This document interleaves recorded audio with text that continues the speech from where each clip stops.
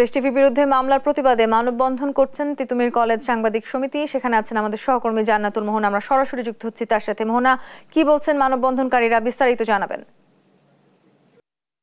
জানেন আপনি যে ওরিয়ন গ্রুপ আমাদের দেশ টিভির সাংবাদিক শাহাদাত হোসেন নিশাদ এবং ইন্ডিপেন্ডেন্ট টেলিভিশনের বিরুদ্ধে মামলা দিয়েছেন এবং আপনি জানেন ওরিয়ন গ্রুপের বিরুদ্ধে যে সংবাদ প্রচার করা হয়েছে এবং সেই সংবাদে তাদের দুর্নীতি উঠে এসেছে, অপকর্ম উঠে এসেছে। আমরা দেখেছি যে আমরা গুলিস্তান যাত্রাবাড়ি যে ফ্লাইওভার, সেই ফ্লাইওভার নিয়ে তাদের কোটি টাকার উপরে তাদের যেই অপকর্ম দুর্নীতি আমাদের প্রতিবেদকরা বের করেছে, সেই প্রতিবেদনে করার জন্যই কিন্তু তারা তাদের অপকর্ম ঢাকার জন্যই কিন্তু সাংবাদিকদের ভয়ভীতি প্রদর্শনের জন্য তারা মামলাটি দিয়েছে বলে জানান এখানকার বক্তারা। এবং এই যে ওরিয়ন গ্রুপ তাদের দুর্নীতি ও অনিয়মের যে সংবাদ, সেই সংবাদ প্রচার করা এখানে আমরা দেখতে পাচ্ছি সরকারি তিতুমির কলেজের সাংবাদিক সমিতি থেকে মানববন্ধন করা হয়েছে এবং মানববন্ধনে উপস্থিত রয়েছেন বিভিন্ন টেলিভিশন চ্যানেল এবং বিভিন্ন পত্রিকার সাংবাদিকেরা। এছাড়াও রয়েছেন সরকারি তিতুমির কলেজের যে সাংবাদিক সমিতির যে সাংবাদিকের সমিতির সদস্যরা এবং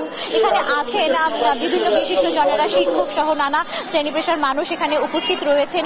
যে হয়রানিমূলক মামলা তা প্রত্যাহারের দাবিতে। এবং আমরা যখন তাদের কথা শুনছি তারা বারবার বলছেন যে এই ধরনের হয়রানিমূলক মামলা দিয়ে ভয়ভীতি সাংবাদিকদের প্রদর্শন করা যাবে না, বা এই ধরনের হয়রানিমূলক মামলা দিয়ে তারা কখনোই তাদের অপকর্ম ঢাকতে পারবে না যারা এ ধরনের দুর্নীতি করে।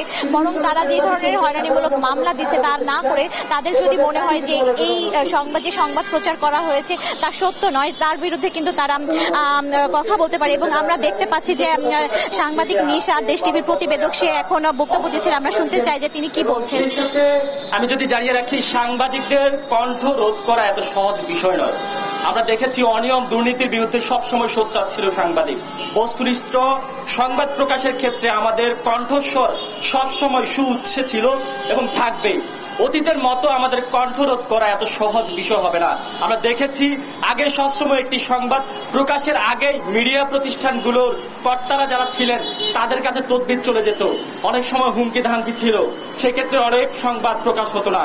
বর্তমানে অন্তর্বর্তীকালীন সরকারের সম্মানিত প্রধান উপদেষ্টা তিনি বলেছেন সাংবাদিকরা তারা স্বাধীনভাবে সংবাদ প্রকাশ করবে। আমরা আশা করি তাদের সেই কথা শুধু বক্তব্যে সীমাবদ্ধ থাকবে না, তাদের সেই কথা বাস্তবে রূপ নেবে।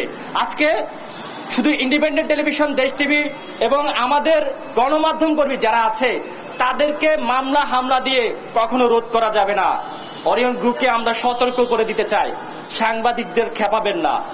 অনিয়ম করেছেন, দুর্নীতি করেছেন, সোজা হয়ে যান। আমলনামা আপনাদের এখনো অনেক বেশি বাকি আছে। এরপরে শুনছিলেন যে দেশ টিভির প্রতিবেদক শাহাদাত হোসেন নিশাদ জানাচ্ছিলেন যে হামলা মামলা দিয়ে আসলে সাংবাদিকদের কণ্ঠস্বর রোধ করা যাবে না। তো এই ছিল সরকারি তিতুমির কলেজ থেকে আমার কাছে সর্বশেষ সংবাদ।